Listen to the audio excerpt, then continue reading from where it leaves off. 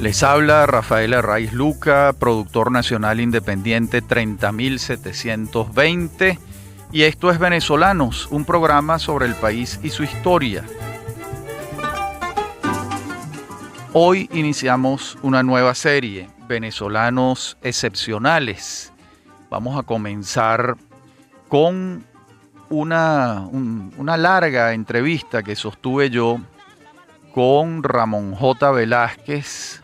El doctor Velázquez es presidente de la República el año 2002. En esa oportunidad, esta es probablemente la entrevista más larga que se haya sostenido con el doctor Velázquez. Puede que haya otras, en todo caso es de las más completas, donde él va a repasar prácticamente toda su vida y sus hechos centrales. Y bueno, yo creo que es algo muy importante porque es un hombre fundamental para entender el siglo XX venezolano por su actuación política, por sus trabajos en el área de la historia, por sus trabajos en el mundo del periodismo, donde fue un destacadísimo periodista. De modo que es un personaje además polifacético, enraizado hasta los tuétanos en Venezuela, un conocimiento muy particular del país, además desde su condición de tachirense. Los tachirenses ven el país en sus inicios desde la frontera y después cuando se vienen a Caracas tienen una interpretación de los hechos muy particular. De modo que son distintas y variadas las circunstancias que hacen de Ramón Velázquez un personaje tan interesante para nuestra historia.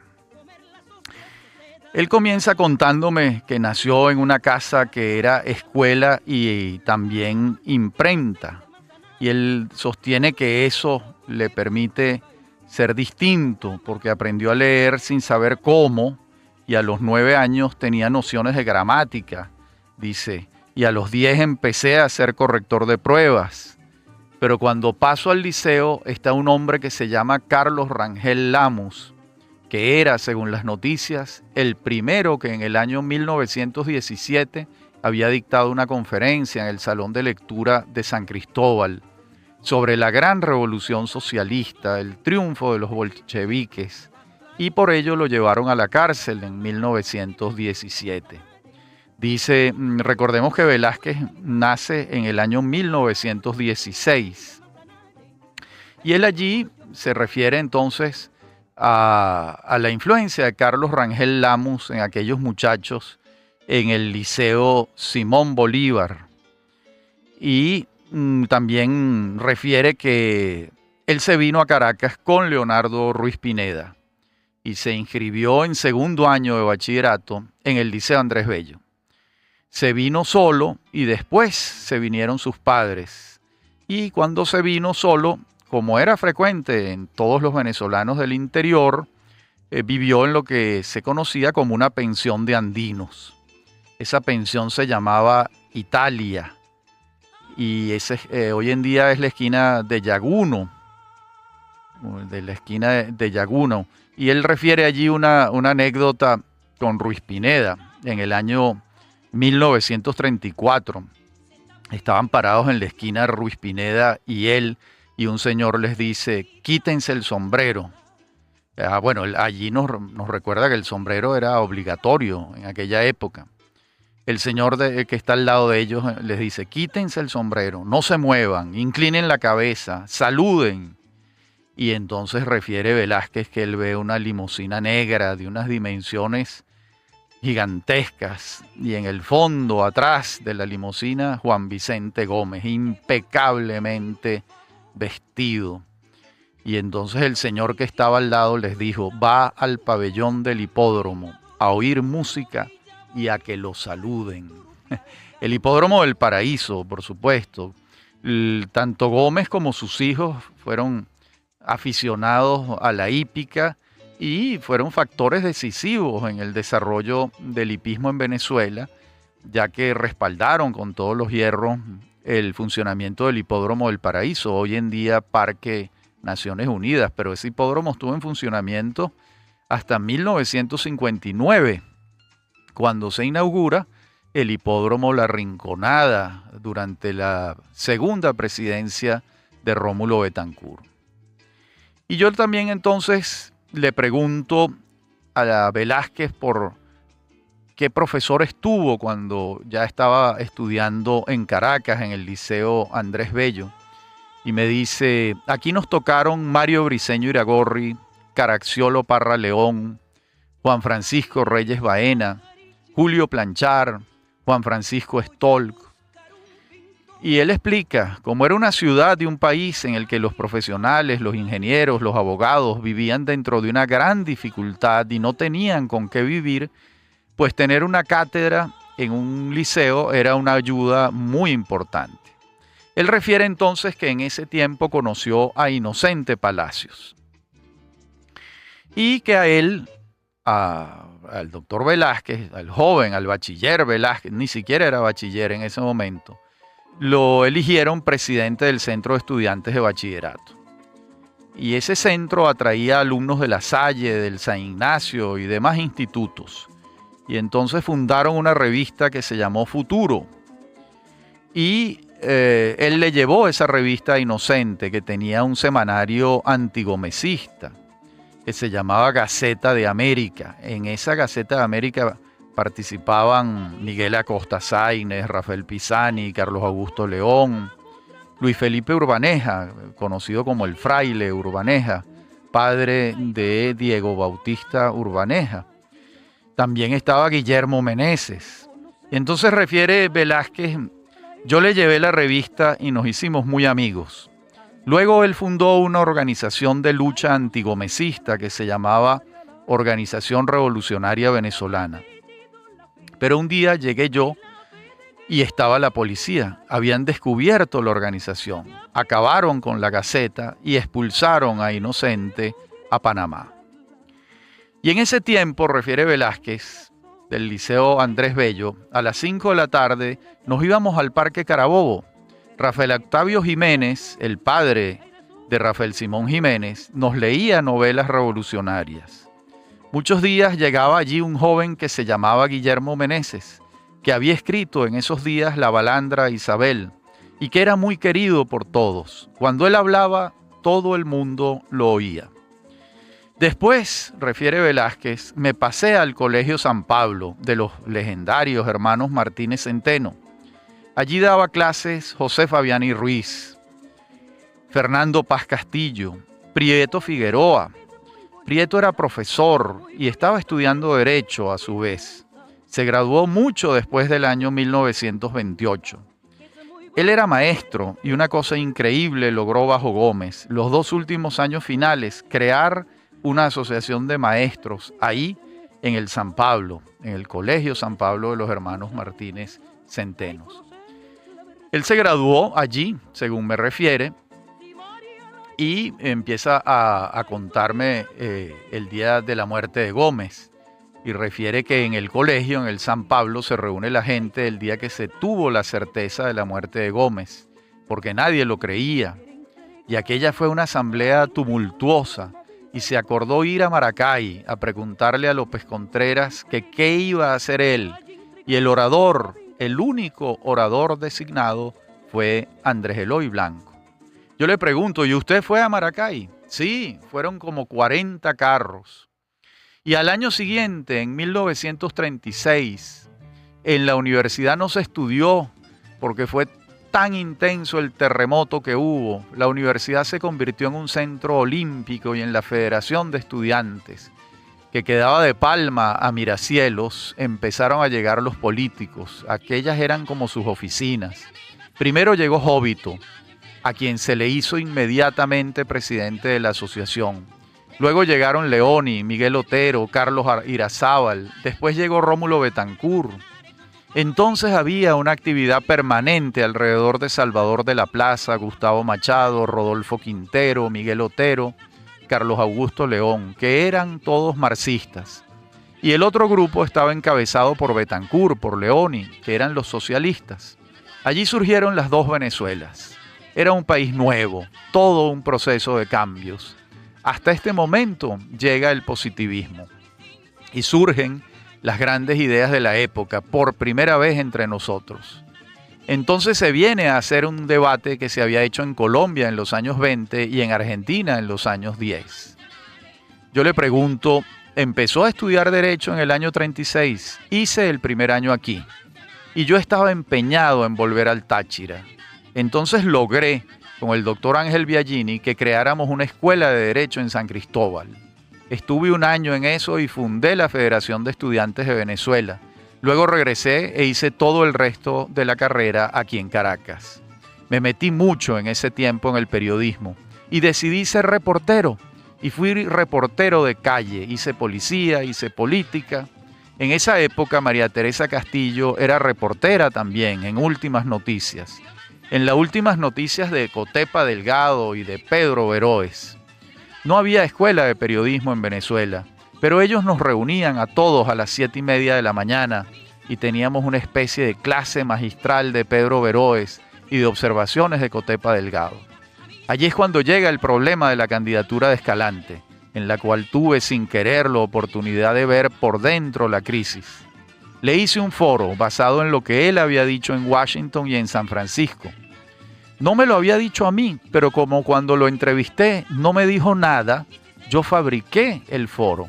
Entonces me preguntó Escalante, ¿de dónde sacó eso? Eso es de su archivo, le dije. Y entonces me pidió que me quedara con él. Aquí, en la próxima parte del programa, seguiremos viendo esta historia fascinante de Venezuela contada por uno de sus testigos esenciales en aquel momento. Ya después será el doctor Velázquez uno de sus protagonistas. Ya regresamos. Venimos refiriéndoles una entrevista con Ramón J. Velázquez, sostenida por mí con el personaje en el año 2002, donde él va relatando los hechos centrales de su vida y su visión de Venezuela, que es interesantísima, por supuesto. Yo le pregunto entonces, se ha dicho siempre que el Táchira se integró al país con Castro y con Gómez. ¿Era verdaderamente cierto o el país se veía muy distinto desde allá? ¿Cómo sentía usted aquello? Y él responde lo siguiente. Yo he dicho que todavía hasta los años 50, en que las grandes autopistas empiezan a unir definitivamente al país, fueron 4 regiones en Venezuela. Las distancias eran enormes, los caminos muy malos. Y aquí empieza entonces a hacer el mapa de esa Venezuela que él advertía y dice, estaba la región andina, que tenía como capital y centro a Maracaibo para su vida económica, de comunicación con el mundo. Estaba la antigua provincia de Caracas, es decir, desde Lara hasta Barlovento. La tercera, la del oriente, con Cumaná y Guayana. Este esquema se mantuvo, no obstante todas las sucesivas presencias regionales en el gobierno. La de los coreanos, la de los orientales, la de los andinos. Venía un grupo y entonces empezaba la circulación de la región, pero ni el oriente ni los Andes fueron objeto de grandes modificaciones por el hecho de que un grupo estuviera acá en Caracas. El grupo que se había instalado en el poder no siempre favorecía a su región, favorecía a los grupos familiares cercanos al poder. Yo dije una vez que era un regionalismo nepótico, los Gómez y todo alrededor de los 4 o 5 apellidos, pero no se modificaba la región, sinceramente. Por el contrario, los Andes sufrieron porque todos los profesionales se vinieron a Caracas, abogados, médicos. Ahora fíjese en las distancias, me dice el doctor Velázquez. Hasta el año 52, en que se construye la carretera panamericana, el viaje de Caracas al Táchira era de 5 días por tierra. El que se detenía en Curazao era de 14 días por barco. Por primera vez el tachirense común, no el doctor o el general, puede viajar a Caracas y conocer Mérida, Trujillo, Lara, ver el paisaje. El año 1952. Pero el año 52, por la construcción de la carretera panamericana, esos 5 días se reducen a 12 horas. Entonces en las regiones hay un cambio nacional con las comunicaciones. Yo le pregunto luego sobre el 18 de octubre de 1945 y le hago la siguiente pregunta. ¿Esa es la fecha más importante del siglo XX? Y él responde, sí, claro. Y ocurre sorpresivamente y con un mínimo costo de vidas, porque el episodio anterior, que es la Revolución Libertadora y la Revolución Restauradora, costó muchas vidas y mucho desastre. Este es un cambio en el que todos los factores de la organización de la sociedad que se habían estado asomando se hacen de pronto presentes y se instala en un nuevo país.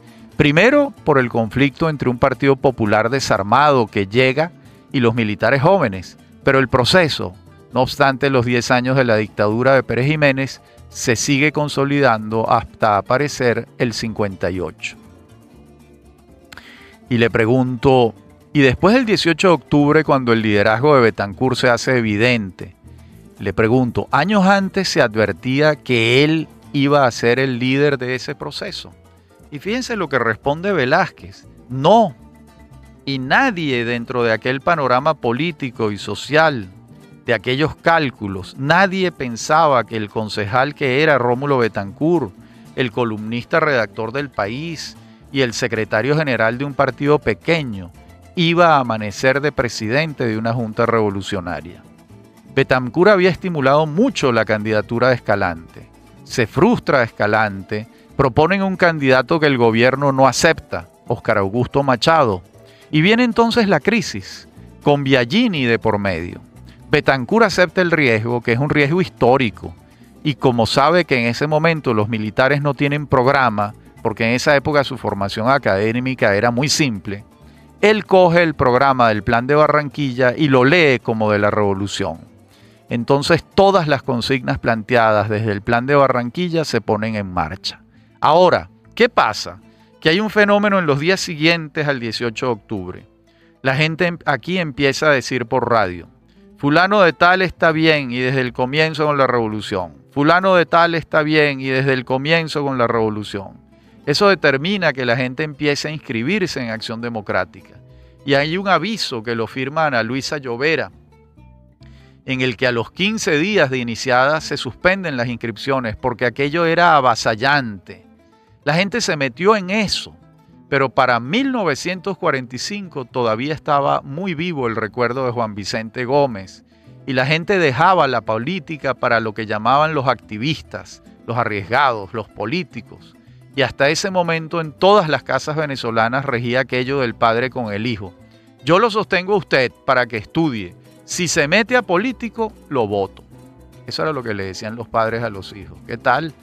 Eso había limitado la actividad política, pero ante el espectáculo histórico de ver caer un régimen de 45 años, surgen unos jóvenes militares imberbes, cadetes, tenientes, capitanes, mayores, y unos jóvenes políticos que van por la calle. Entonces sí, ciertamente, la importancia histórica definitiva de Betancur surge el 18 de octubre. ¿Para entonces ya eran amigos?, le pregunto. Sí, cuando él regresó el año 36, Troconis Guerrero me lleva a conocer a Betancur en la esquina de Socarrás y me dijo que iba a ir a la Federación de Estudiantes a la tarde siguiente y allá lo esperamos y llegó. Por cierto, en el momento en que llega estaba el negro Vicente Emilio Oropesa leyendo un libro del APRA. Betancur le preguntó, ¿y usted es aprista? Y después relató lo siguiente. Fíjense lo que dijo Betancur según Velázquez. Yo conseguí un cargo en la Biblioteca Nacional de San José de Costa Rica y como no tenía nada que hacer, me leí el primer tomo de González Guinán y entonces me impuse como una disciplina leer los 15 tomos y tomar nota. Eso es más importante que leer El Capital de Marx. Esto lo dijo Betancur muchas veces. Él se había leído los 15 tomos de González Guinán de Historia de Venezuela. Eso deben hacerlo los políticos, por supuesto. Quizás ya no González Guinán, pero otros autores. Y luego, sigue hablando Velázquez, dijo que nunca leyó ese libro. Después nos convocó a una tarde, se refiere al Capital de Marx. Después nos convocó a una tarde a la semana para que habláramos de historia. Después lo recuerdo en una casita de Sabana Grande. Y cuando uno llegaba a las 8 de la mañana a conversar con él, ya se había leído todos los periódicos de la época. Entonces se propuso fundar Orbe, porque quería discutir los temas nacionales sin compromisos políticos. Y entonces fue cuando nombró a un presidente de Orbe, Alberto Adriani, y a un secretario general, Mariano Picón. ¿El socio político más cercano de Betancur era Leoni?, le pregunto yo. Sí, responde Velázquez, aunque no vamos a decir que Rómulo era derechista, pero dentro de la concepción de izquierda, Leoni era más laborista. Le daba mucha más importancia a captar a la clase obrera. Claro, esto lo digo yo. Recordemos que Leoni, cuando se gradúa de abogado en Bogotá, se especializa en derecho laboral. Él era un gran componedor, un laboralista, entonces era evidente que su inclinación va a estar hacia allá. Le pregunto, ¿nunca hubo fricciones entre ellos por el liderazgo, entre Betancur y Leoni? Y él responde, bueno, en las cartas se ve que polemizaban cuando el plan de Barranquilla, y en donde sí hubo evidente distancia fue en lo del año 63, cuando Betancur no ocultó que no creía que el candidato de su partido debía ser Leoni. Le pregunto yo, ¿y quién pensaba Betancur que debía ser? Dice Velázquez, se hablaba de que había pensado en Juan Pablo Pérez Alfonso, pero yo le pregunté y me dijo que nunca, que eso no era cierto, porque Juan Pablo habría creado muchos conflictos con su carácter.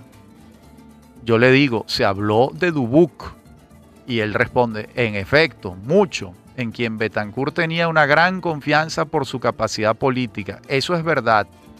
Cuando fue a instalar el gobierno en el 59 me dijo, va Luis Augusto, porque confío en que sin necesidad de consultarme va a hacer las cosas como hemos discutido tantas veces. Entonces yo, buscando la respuesta, le pregunto, ¿y quién sería el otro que tenía en mente? Distinto a Leoni, por supuesto. Y dice Velázquez, podría ser Alejandro Oropesa Castillo. También hubo una tendencia, no de él, sino de Marco Falcón Briceño, de estimular la candidatura entonces de Carlos Andrés Pérez. Y yo le pregunto, ¿él nunca explicó por qué no le parecía que Leoni fuese el candidato? Y responde Velázquez, no que yo sepa. Entonces, ahí le digo, volvamos a su biografía. Estamos en 1945. Esos 3 años del trienio Adeco. ¿Qué está haciendo usted, doctor Velázquez? ¿Está dedicado al periodismo? Y él me dice, voy a fundar una revista con José Agustín Catalá, que al fin no se pudo concretar. Entonces se crea la Corporación Venezolana de Fomento. Y a mí me pareció que formaba parte de un conjunto de iniciativas de gran cambio, porque allí estaba Guayana con todo el desarrollo siderúrgico y del aluminio. Estaba la electrificación nacional. Entonces yo me empeñé y conseguí trabajar en la Secretaría del Directorio durante 2 años. ¿Por qué? Porque ahí vi yo cómo se echaban las bases del desarrollo siderúrgico venezolano. Ahí vi desfilar a todas las personalidades promotoras de grandes cambios. La industria del cemento nace ahí, Cibenza nace ahí, los centrales azucareros, pero fundamentalmente la electrificación. Estando allí, cuando sucede el golpe del 48 contra Gallegos, me hicieron preso, pero me tuvieron 1 semana y me soltaron. Bueno, en la próxima parte del programa vamos a continuar con esta historia verdaderamente fascinante, que es la historia de Venezuela contada desde la perspectiva de Ramón Velázquez y de su propia biografía. Ya regresamos.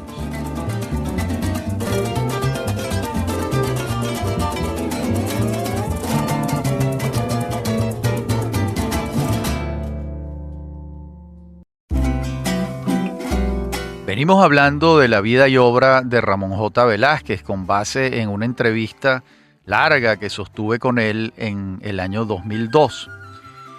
Yo le voy a preguntar entonces lo siguiente. Estamos en el 18 de octubre del 45.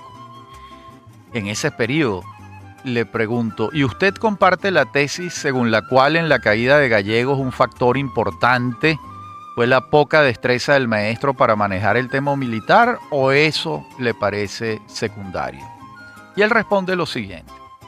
Desde el 19 de octubre de 1945, los autores del movimiento triunfante se dividieron Y ese mismo día, desde el Estado Mayor, Marcos Pérez Jiménez y Julio César Vargas decretaron la lucha contra la presidencia de Betancur y de los militares Carlos Delgado y Mario Vargas, que estaban con ellos, con Betancur. También fue un factor determinante la acusación de sectarismo contra el gobierno de Gallegos. Total, que aquello se vino abajo y vinieron 10 años en los que el movimiento partidista y el movimiento obrero, en lugar de debilitarse, se consolidaron. Ahí fue cuando estuve preso. ¿Y a qué se dedicó de inmediato?, le pregunto. A dar clases. ¿En dónde? En un colegio que había por los Dos Caminos, de Julio Bustamante, mi gran amigo. Con él estuve y un día me dijo Pedro Sotillo que en Bepaco iban a crear un departamento de televisión para la primera empresa, que era Televisa, que hoy es Venevisión. ¿Usted sabe con quién trabajé allí? Con Mariano Picón Salas. Estamos en 1951 y se acercan las elecciones. Y entonces fundamos una revista con Jovito Villalba, que consiguió un dinero, y con Catalá. Fundamos Signo. Yo escribía los reportajes centrales. También Juan Liscano escribió, y Arturo Uslar, y Alfredo Bulton. Juan Liscano estaba con nosotros en todos lados, y su casa, la casa que tenía con su esposa, Fifa Soto, era centro de dos conspiraciones, la poética y la política. Allí conocí yo, en casa de Juan Liscano, a Alfredo Silva Estrada, a Guillermo Sucre, a Kiko, su hermano, se llamaba José Francisco Sucre Figarela.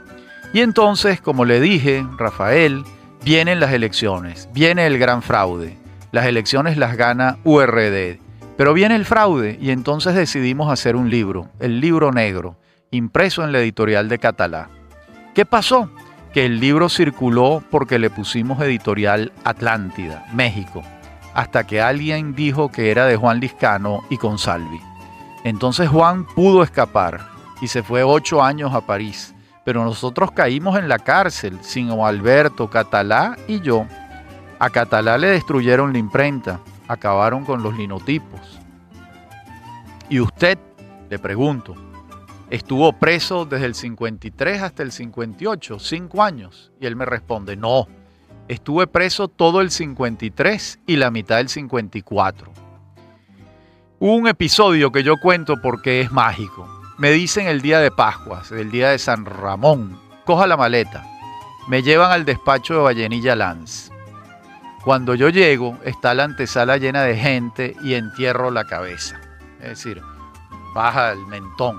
En eso aparece el coronel Pulido Barreto y me dice, usted ya llegó, véngase para acá. Y entonces le pregunta Vallenilla a Pulido Barreta, usted me lo pidió, aquí lo tiene.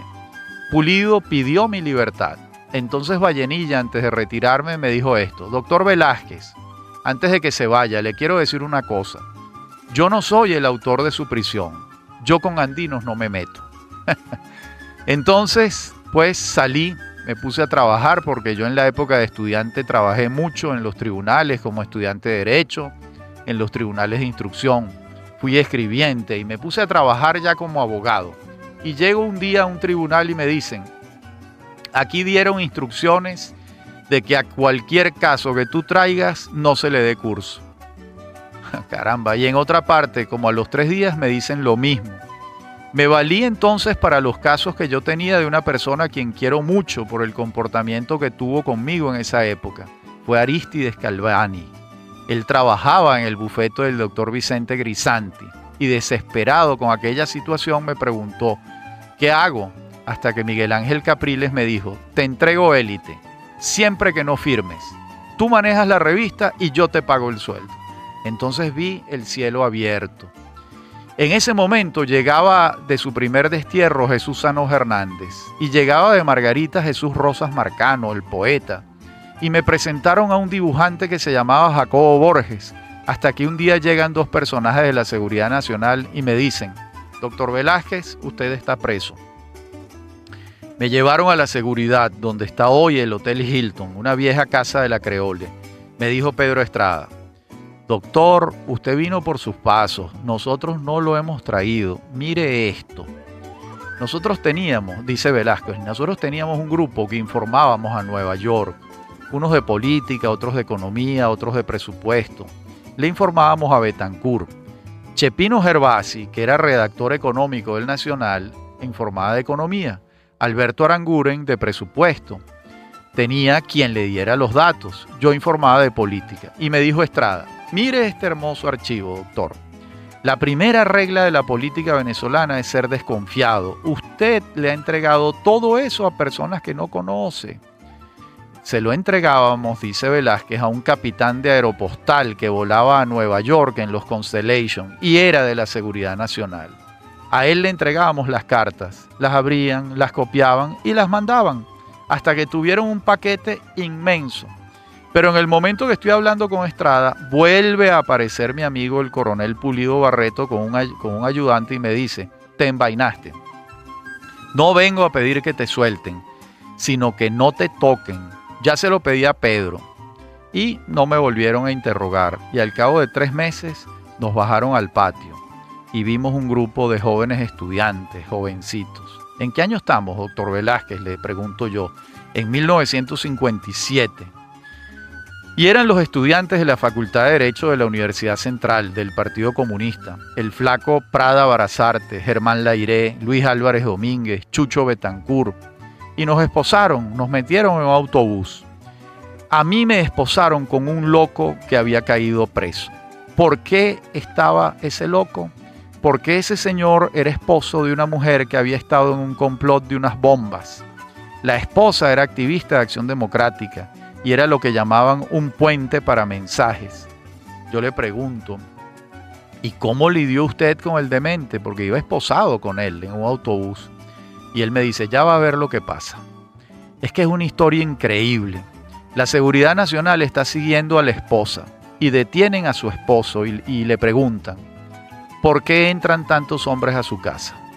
Y lo llevan en una camioneta cerrada y lo ponen a mirar a su casa y empiezan a entrar hombres y más hombres.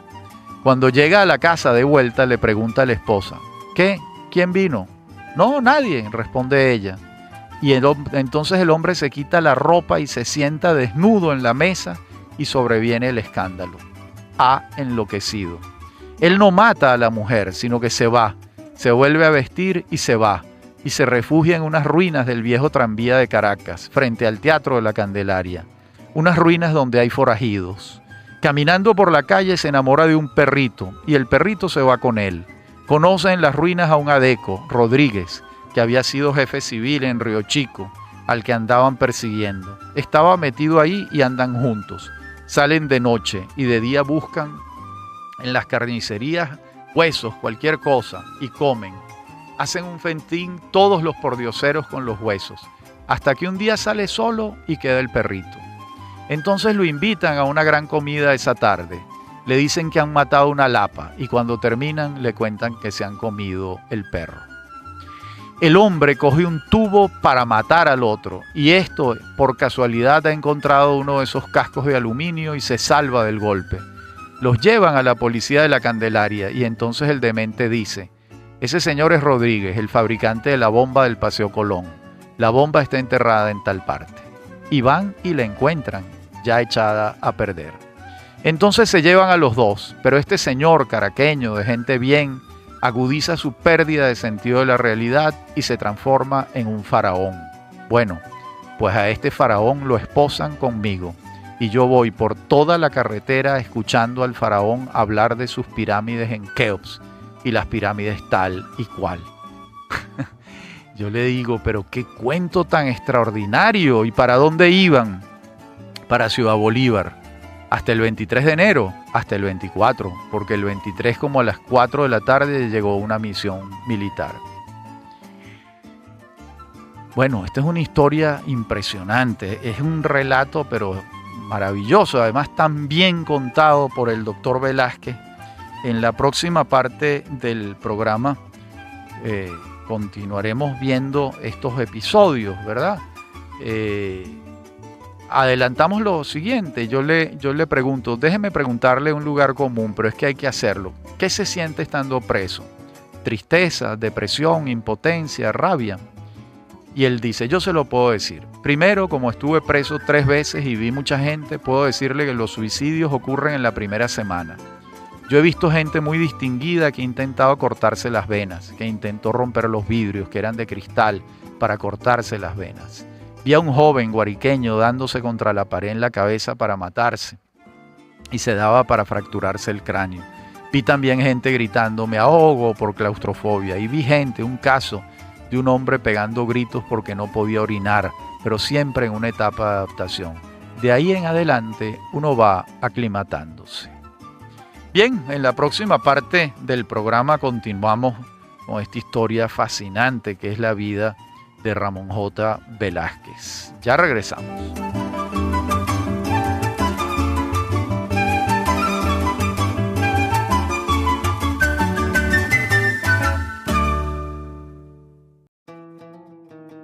Bueno, le cae Pérez Jiménez y empieza otra vida. Y yo le pregunto, bueno, doctor Velázquez, ¿qué hace usted? Y él me refiere lo siguiente.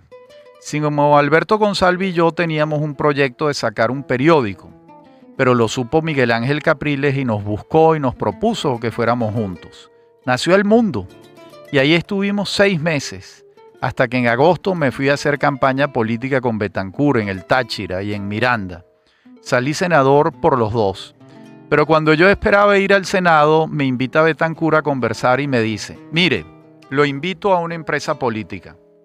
Yo no vuelvo al destierro. Son 20 años, ya está bueno. Dicen que fuimos muy sectarios el 48 y lo que Venezuela no perdona es el sectarismo. El que quiere mandar solo se cae.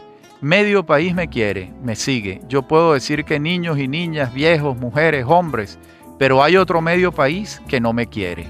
Algunas mujeres en la calle me sacan la lengua, pero yo veo hombres que se quitan el sombrero. Era el año 59, había sombreros todavía. Pero la mirada es de odio. Usted es amigo de ese otro medio país. Yo le ofrezco la Secretaría de la Presidencia, no para que redacte cartas. Y en cuanto a discursos, nadie me ha escrito a mí un discurso. Y yo tengo que decirle una cosa, con mi estilito me ha ido muy bien. Hasta ahí Betancur. Y entonces le dijo a Velázquez, un paréntesis, yo no invento palabras, yo las busco en el diccionario, arcaísmo es lo que uso. Bueno, total que fui yo a la secretaría. En ese momento había primero un sector perejimenista importante, porque en 10 años los únicos que protestaron fueron los grupos de políticos. Entonces había un sector militar grande que no había por qué sacarlo. Mucho sector andino remiso y gran parte del sector de la burguesía, más el Partido Comunista, que no había ido a la guerrilla todavía. Entonces me dijo Betancur, hay que dialogar con Rodolfo Quintero, que maneja el sindicalismo. Eso lo puedes hacer tú. De tal manera que en mi antesala se acumulaba gente que para los dirigentes de Acción Democrática eran los enemigos. Y entonces, como los 4 meses de estar ahí, me dijo el presidente Betancur, ayer me pidieron Ramos Jiménez y Pajalarraga tu destitución, porque esa antesala en tu despacho está llena de enemigos. Yo les dije, métanse en su partido y déjenme gobernar. Recuerden lo que pasó, déjenme gobernar, así que ya saben. Y en realidad la secretaría fue un factor de acercamiento a lo largo de 4 años y medio. El último semestre lo cumplió Mariano Picón. Y yo quería cumplir el viejo sueño de irme del país un tiempo. Quería irme a la Universidad de Stanford, pero no pude, porque acababa de pasar un episodio muy grave con los anunciantes del Nacional. Habían logrado bajar la publicidad al 15% y estuvieron a punto de venderlo, porque las ofertas fueron tentadoras. Entonces, la forma de salvar al Nacional en esta crisis del año 64 fue que Miguel Otero renunció a la dirección, salieron más de 14 reporteros y entró Raúl Valera. Pero Leoni tenía mucha confianza en Valera, superior a la que podía tenerle a cualquiera, y lo necesitaba como gobernador de Caracas. Entonces Miguel Otero me dijo, dirige el Nacional, y decidí abandonar mi proyecto de irme a Stanford, que lo tenía listo, y me metí en el periódico, y se logró ir recuperando la publicidad. Y yo le digo, y en el 69 pasó al gobierno de Caldera cuando lo nombra ministro de Comunicaciones. Sí, usted sabe que el Nacional cambiaba de director cada 5 años. Ahí entra Arturo Uslar. después Oscar Palacios Herrera, después vuelvo yo. Déjeme que le explique algo que aclara lo del ministerio con Caldera. En los años de la guerrilla, los años muy duros del gobierno de Betancur, cuando se fue URD, el único que acompañó el gobierno fue Caldera.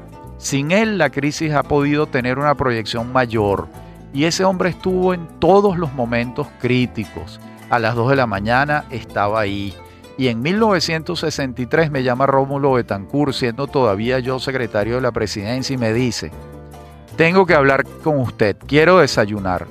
Tengo que dar una respuesta dentro de 2 horas y quiero que usted sepa lo que le voy a decir a la persona con quien voy a hablar. Se trata de Rafael Caldera. Vino a proponerme que para las elecciones de diciembre lo apoyemos los adecos y yo le dije que no, porque un partido se suicida cuando apoya la candidatura del jefe de otro partido. Y cuando se despide, le dijo Betancur a Caldera: láncese usted, nosotros lanzamos el nuestro y volvemos a unirnos. Pero Caldera se paró y le dijo: bueno, le dejo otro nombre para que consulte con la almohada y vamos unidos, AD y COPEI, Ramón Velázquez. Betancur me dice: yo le voy a decir que no, y por eso quiero que lo sepa. Yo sé agradecerte todo lo que has hecho y tus años de cárcel y todo, pero partido es partido. Tú no has querido inscribirte. No, le dije, tiene razón. Es una explicación lógica. Bien, una historia fascinante contada desde la visión de uno de los protagonistas. Y finalmente dice: pasaron los 5 años, me llamó un día Caldera, me dijo: mire, yo no quiero aparecer solo, estos 30.000 votos con que gané han creado una tensión que tengo que resolver. Le ofrecí a Perucho Rincón el Ministerio de Educación, no quiso. Se lo ofrecí al doctor fulano de tal de la universidad, no quiso. Ya estoy cerrando esto y no me deje solo. Le dije: lo acompaño por 1 año. Yo tengo buena memoria y recuerdo su comportamiento como asociado de Betancur en 5 años muy duros. Y la oferta que usted no me dijo a mí, pero se la dijo a él y por eso la supe. Es verdad. Y estuve 1 año con Caldera y me fui. Bien, hasta aquí el programa de hoy.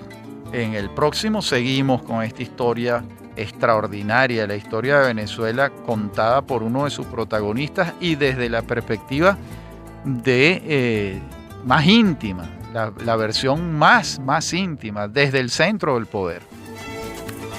Bien, ha sido un gusto hablar para ustedes. Soy Rafael Arraiz Luca, me acompañan en la producción Inmaculada Sebastiano y Fernando Camacho, y en la dirección técnica Fernando Camacho. Y a mí me consiguen en mi correo electrónico rafaelarraiz@hotmail.com y en Twitter @RafaelArraiz. Esto fue Venezolanos, iniciando una nueva serie que se titula Venezolanos Excepcionales. Hasta nuestro próximo encuentro.